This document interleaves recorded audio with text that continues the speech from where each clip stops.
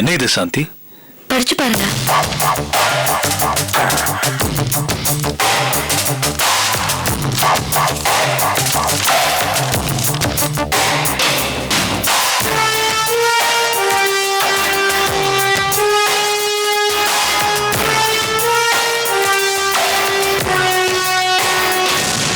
என்னண்ணே, என்ன எழுதிருக்கு? சொல்லுங்க மாமா, என்ன எழுதிருக்கு? என்னன்னு சொல்றது? நீங்களே சாந்தி கிட்ட கேட்டுக்கங்க. மேடம், என்ன மேடம்? சொல்லுங்க மேடம்.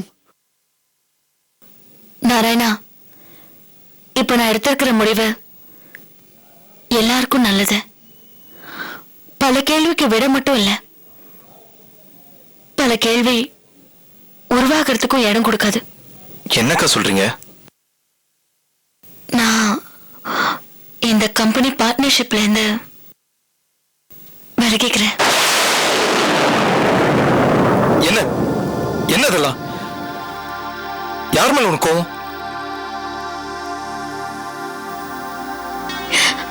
யார் மேலேயும் கோவம் இல்ல. இது நான் நிதானமா எடுத்த முடிவு. சாந்தி, சேம்பர்ல நடந்த சம்பவம் மனசு ரொம்ப பாதிச்சிருக்குன்னு நினைக்கிறேன். மத்தவங்க உன்னை தப்பா பேசினாங்கன்னு சொல்லிட்டு சேம்பர் மெம்பர்ஷிப்பையே தூக்கி எறிஞ்சிட்டேன்.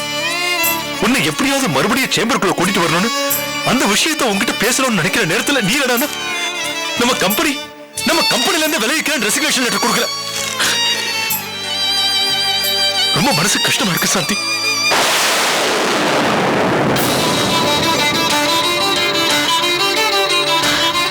நம்ம கம்பெனின்னு சொன்னீங்கல்ல, அதுதான் காரணம். சேம்பர்ல மட்டும் இல்ல, இங்க நான் வந்தாலும் கம்பெனி கவனிச்சுக்கிட்டாலும் சேம்பர்ல விழுந்த படிதான் இங்கேயும் வரும். கனவுல கூட உன்னை பத்தி அண்ணனை பத்தி நான் தப்பா நினைச்சதே இல்ல. சேம்பர்ல வேணா 4 பேர் ஏதோ பேசுவாங்க, ஆனா இங்க கேட்க வேண்டிய யாரும் எதுவுமே கேட்கவே இல்லையே. தயவு செஞ்சு உன் முடிவை மாத்திக்க. ஆமாக்கா, நீங்க ஒவ்வொரு இடத்துல இருந்தும் விலக எனக்கு என்னமோ அந்த அபிராமி ஜெயிச்சிட்டே இருக்க மாதிரி இருக்கு. அவளை நம்ம பெரிய ஆள் ஆக்க கூடாது, அவ பேசுறதுக்கும் இடம் கொடுக்க கூடாது. அதனாலதான் நான் இந்த முடிவு எடுத்தேன். எனக்கு யாரு மேலே கோவம் இல்ல. அக்கா, இது அந்த அபிராமியும் ஸ்ரீனிவாசனும் உங்களை அசிங்கப்படுத்துறதுக்காக போட்டு திட்டம். இதுக்கு போய் நீங்க இவ்வளவு பெரிய ஸ்டெப் எடுக்கிறது எனக்கு சரின்னு படல. அர்ஜுன், நான் கிராமத்துல பிறந்தவ. எனக்கு இந்த கல்மிஷம்லாம் தெரியாது. இப்ப நடந்த சம்பவம் என் வாழ்க்கையிலே சந்திக்காத புது அனுபவம்.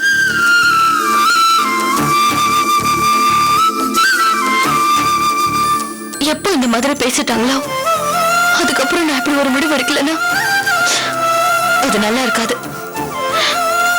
நான் இந்த ஆபீஸ்ல இருந்து தான் விலகிறேனே தவிர நம்ம உறவுல இருந்து இல்ல. நான் வரேன் மாமா.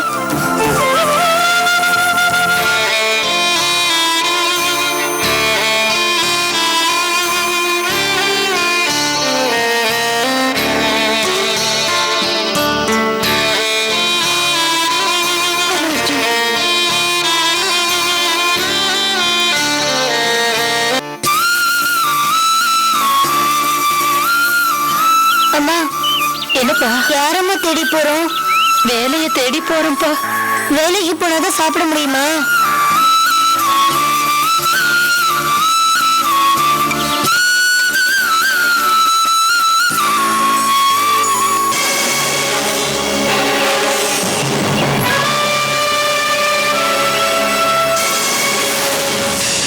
ஏமா கோவிந்த வந்தானா? இல்லங்க. வந்தா எங்களுக்கு தெரியப்படுத்து. உன் புருஷனை காப்பாத்தணும்னு நினைச்ச அப்புறம் உன் நிலைமை ரொம்ப மோசமாயிடும்.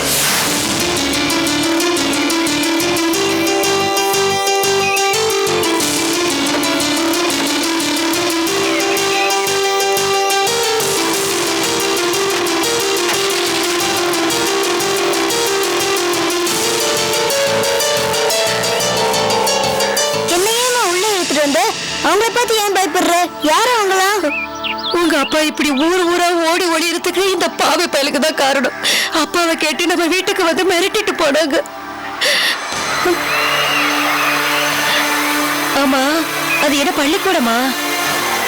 பள்ளிக்கூடம் இல்லம்மா, பாலபவன் சிறுவர் இல்லம்னு போட்டிருக்கு. அப்படியா? ஏய், அம்மா ஒண்ணு சொல்லுவ கேப்பியா? சொல்லுமா. நாம 2 பேரும் இப்படி தெரு தெருவா சுத்துறதுக்கு உன்னை நான் அனாதன்னு சொல்லி அங்க கொண்டு போய் சேர்த்துடுறேன். நான் ஏமா அனாத? நீதான் இருக்கியே. என்னப்பா பிரயோஜனம்? கையில காசு இல்ல, நீ வேற பசியில துடைச்சுக்கிட்டு இருக்க. உன் பசிய போக்கவும் நாது இல்ல. அம்மா எங்கேயாவது வேலைக்கு சேர்ந்துட்டு அப்புறமா உன்னை வந்து நான் கூட்டிட்டு போறேன்பா. வேணாமா, நான் என்ன பசிக்குதுன்னே சொல்ல மாட்டேன். ஐயோ ராசா, நான் அதுக்கு சொல்லலையா. நீ சாப்பிட்டு நல்லா வளர்ந்தா தானே அம்மாவை காப்பாத்த முடியும். நான் உன்னை விட்டுட்டு எங்கேயும் போக மாட்டேன். பாரு, உன்னை உள்ள கூட்டிட்டு போய் அனாதன்னு சொல்லுவேன். நீ ஆமான்னு சொல்லிடுப்பா. சொல்றியா? பா வாடா. நில்லுமா. பெத்த தாயா இருந்துட்டு பிள்ளைய போய் சொல்றியே. வேற என்னமா பண்றது? மனச கல்லாக்கிக்கிட்டுதான் அப்படி சொன்னேன். இந்த ஊர்ல எனக்கு யாருமா இருக்காங்க? வேலையும் கிடைக்கல. என் புள்ள முகத்தை பாருங்கம்மா, பசி பசின்னு துடிக்கிறாமா. இந்த பையனோட அப்பா எங்க? அந்த மனுஷனை தேடிதாமா பட்டணத்துக்கே வந்த. ஆளே இல்லம்மா. அதனாலதான் இவனை இந்த அனாதை இல்லத்துல சேர்த்துட்டு நானும் ஏதாவது வேலை வெட்டியை தேடி போகலான்னு வந்தோம். அனாதை இல்லம். பெத்த தாயை இப்படி புள்ளி அனாதை இல்லத்துல சேர்த்தா தாய் இல்லாத பசங்க எங்க போவாங்க? அம்மா, அப்படி எல்லாம் சொல்லாதீங்கம்மா. உங்களை பார்த்தா நல்லவங்களா தெரியுதுமா. அம்மா, நீங்களாவது எங்களுக்கு ஏதாவது உதவி செய்யுங்க. அம்மா, இவன் இங்கேயே இருக்கட்டுமா? நான் கண்டிப்பா வந்து கூட்டிட்டு போயிடுறேம்மா. அம்மா, என்னம்மா யோசிக்கிறீங்க? சரி, நீயும் வேலை தேடி அலையிற. நீ என்ன செய்யற? என் வீட்டுக்கு வேலைக்கு வந்து சேர்ந்துரு. பையனை அனாதை இல்லத்துல சேர்த்தாச்சு. அம்மா, உங்களுக்கு இங்க எல்லாரையும் தெரியுமாமா?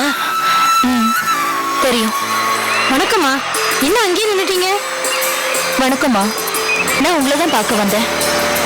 இந்த பையனோட அப்பா இவனை அனாதையா விட்டுட்டு போயிட்டாரு. இவங்க பாவம் வேலை இல்லாம ரொம்ப கஷ்டப்படுறாங்க. இந்த பையனை நீங்க தான் குழந்தைங்க காப்பகத்துல சேர்த்துக்கணும். தாராளமா சேர்த்துக்கிறோம். உங்க பேச்சுக்கு மறுபேச்சு உண்டா? இந்த குழந்தைங்க காப்பகம் இந்த அளவுக்கு வளர்ந்ததுக்கு நீங்க செஞ்ச உதவியும் காரணம். உங்களுக்காக நாங்க என்ன வேணாலும் பண்ண தயாரா இருக்கோமா. ரொம்ப தேங்க்ஸ் மேடம். இந்த பையனை நீங்க உள்ள அழைச்சிட்டு போங்க. மற்ற ஃபார்மாலிட்டிஸ் எல்லாம் நான் வந்து கிளியர் பண்றேன். வாப்பா.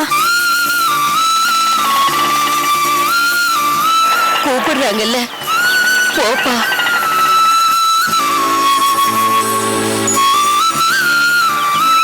இத பாருப்பா, உனக்கு இங்க துணிமணி, சாப்பாடு, அப்புறம் வேற என்னென்ன தேவையோ எல்லாமே தருவாங்க. நீங்க நல்லபடியா இருக்கலாம். என்ன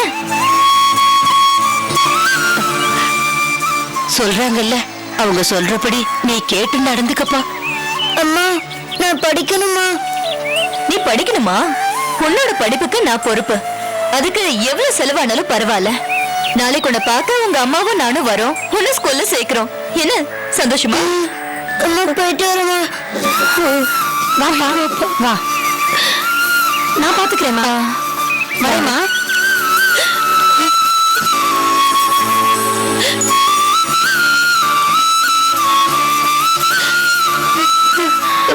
அம்மா, உங்க பையன் இங்க வளர்றது நல்லதுதான். அவனோட எதிர்காலத்தை இவங்க நல்ல விதமா பாத்துப்பாங்க. இதுவும் என் வீடு மாதிரிதான். அவனை நான் நல்லபடியா பாத்துக்கிறேன். உங்க மகனோட வாழ்க்கைக்கு நான் பொறுப்பு. அம்மா, ஐயோ, என்னம்மா இதெல்லாம்? ஏன் கால்ல? தெய்வத்துக்கு அடுத்த ஸ்தானம் தாய். அந்த ஸ்தானம் எல்லாருக்கும் கிடைக்கிறது இல்ல. என்ன இப்படி போய் கால்ல விழுந்துக்கிட்ட? அம்மா, உங்க நல்ல மனசுக்கு நீங்க நல்லா இருப்பீங்கம்மா. நீங்க 16 பெத்து பெருவாழ்வு வாழணும்னு நான் வாழ்த்துறேம்மா.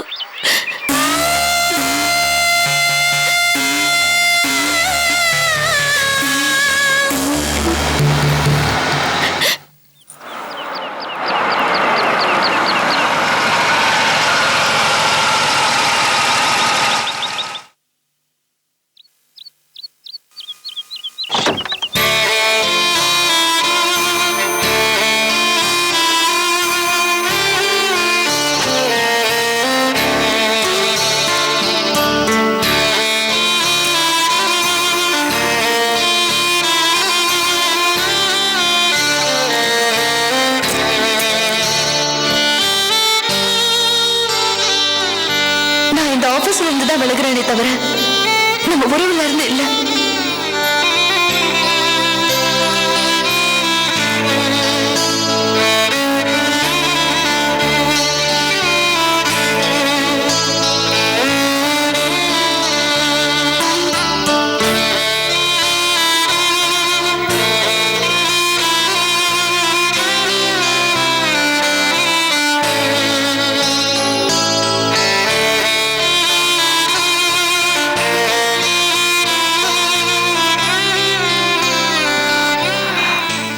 என்னங்க களைச்சு போய் உட்காந்துருக்கீங்க?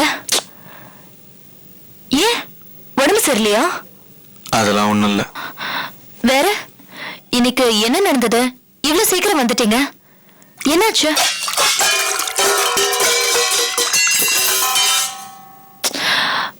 அது நீங்க ஈவினிங் வந்த உடனே சொல்லலான்னு இருந்தேன். இவ்வளவு சீக்கிரம் வந்த உடனே எனக்கு ஒண்ணுமே புரியல. இன்னைக்கு அனாதை விடுதிக்கு போயிருந்தப்போ ஒரு அம்மாவை பார்த்தேன். பார்க்கறதுக்கு பாவமா இருந்துச்சு. தான் பெத்த பிள்ளைய அனாதை இல்லத்துல விட்டுட்டு போறதுக்காக வந்திருந்தாங்க. அதை பார்த்து என் மனசு தாங்கல. அதான் வீட்டு வேலைக்காக கூட்டிட்டு வந்திருக்கேங்க. அந்த பையனை அனாதை இல்லத்திலே விட்டுட்டோம். வேணும்னா அந்த அம்மா கூப்பிட்டுமா? உனக்கு ஒத்தாசையா இருந்தா சரி. எனக்கு ஏற்கனவே மனசு சரியில்லை அனிதா. வந்ததுமே கேட்டேன், என்னாச்சு? பாவம் சாந்திகா, அவங்களுக்கு சோதனை மேல சோதனை. அவங்க தினமும் சந்திக்கிற விஷயம் தானே, இப்ப என்னாச்சு?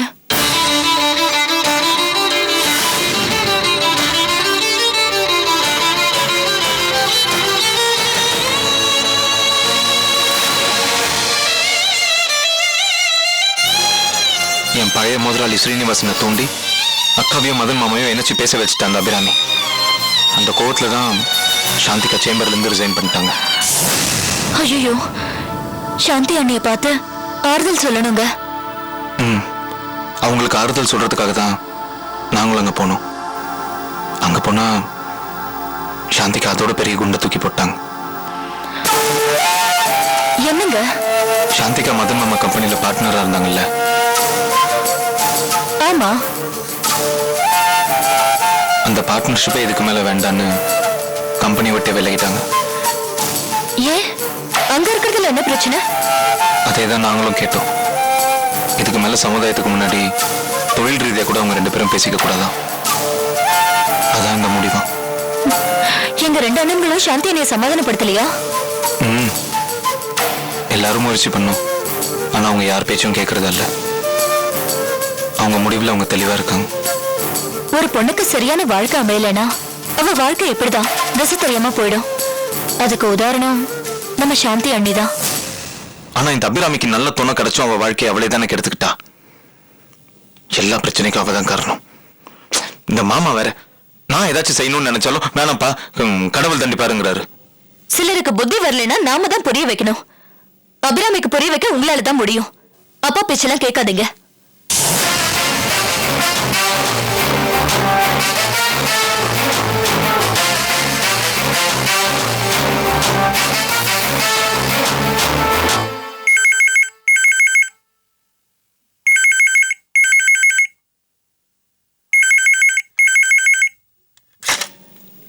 ஹலோ ஹலோ,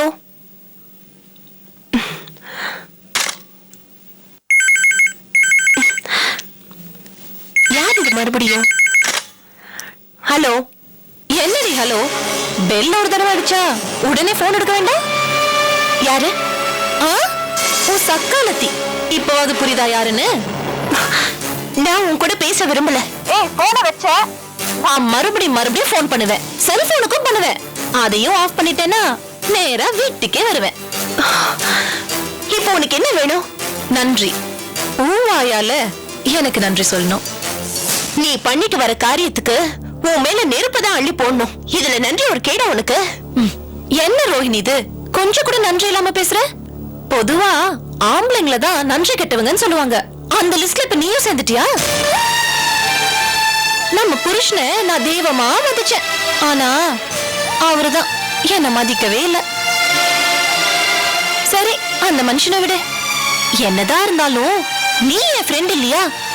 நீ என்கிட்ட இருந்து பறிச்ச மதன சாந்தி உன்கிட்ட இருந்து பறிக்க பார்த்தா, கேள்விப்பட்டல? அதான் அவங்க 2 பேரையும் நான் பிரிச்சுட்டேன். இதுக்கு சந்தோஷப்பட்டு நீ எனக்கு நன்றி சொல்ல வேண்டாமா? நீ நினைக்கிற மாதிரி கெட்ட எண்ணம் எங்களுக்குள்ள இல்ல. இப்படி தாண்டி நம்பி நம்பி ஏமாறுறோம்.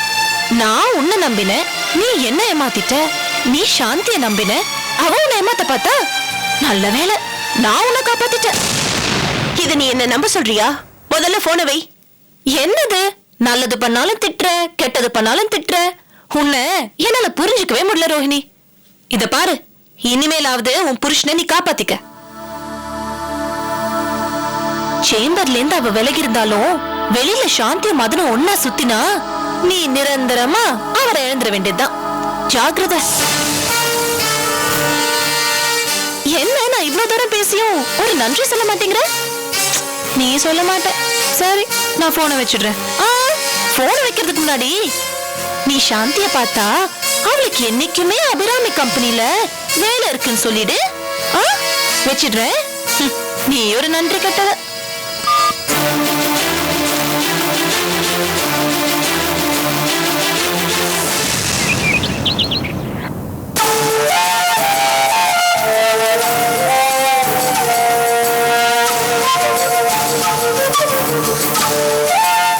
சாந்தி இப்படி ஒரு முடிவெடுப்பான்னு நான் நம்பவே இல்லை. சேம்பர்லயும் மதனோட ஆபீஸ்லயும் இவனுக்கு பக்கபலமா இருப்பா. அந்த அபிராமிக்கு ஒரு சவாலா இருப்பான்னு நினைச்சேன். சாந்தியை எதிர்த்து நின்னு நேருக்கு நேர் போராட முடியாத அந்த கோழ அபிராமி இப்படி மட்டமான பிரச்சாரத்தை ஆரம்பிச்சா எந்த பொண்ணும் இப்படி ஒரு முடிவு தான் எடுப்பா? ஏப்பா, சம்பந்தப்பட்ட நாமளே ஒண்ணும் பேசாதப்போ அவ ஏன்பா இப்படி ஒரு முடிவு எடுக்கணும்? நானும் எவ்வளவோ சொல்லி பார்த்துட்டேன்ப்பா. ஆனா அவ எடுத்த முடிவுல உறுதியா இருக்கா. நானும் கூட சாந்தி கிட்ட போன்ல பேசினேன். அவ என்னையே கன்வின்ஸ் பண்ணிட்டா. இந்த முடிவு நமக்கு ஷாக்கா இருந்தாலும் எதிரிங்க வாய மூடிடுச்சு. சாந்தி மேல நம்ம வச்சிருந்த மரியாதை இன்னும் அதிகமாயிடுச்சு.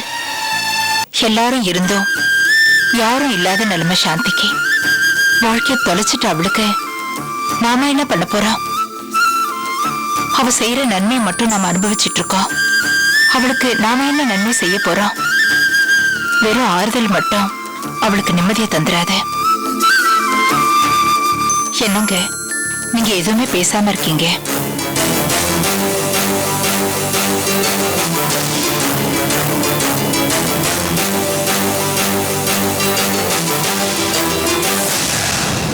ராஜி, நானே திசை தெரியாம முழிச்ச போய் எனக்கு ஒரு நல்ல வழியை காட்டின வந்த சாந்தி.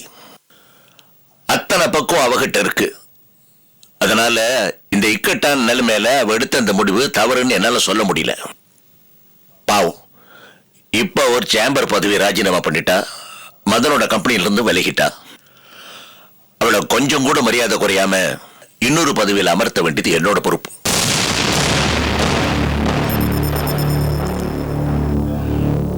நான் எடுத்த முடிவை நான் உங்களுக்கு சொல்றேன். உங்களோட கருத்தை நீங்க எனக்கு சொல்லுங்க.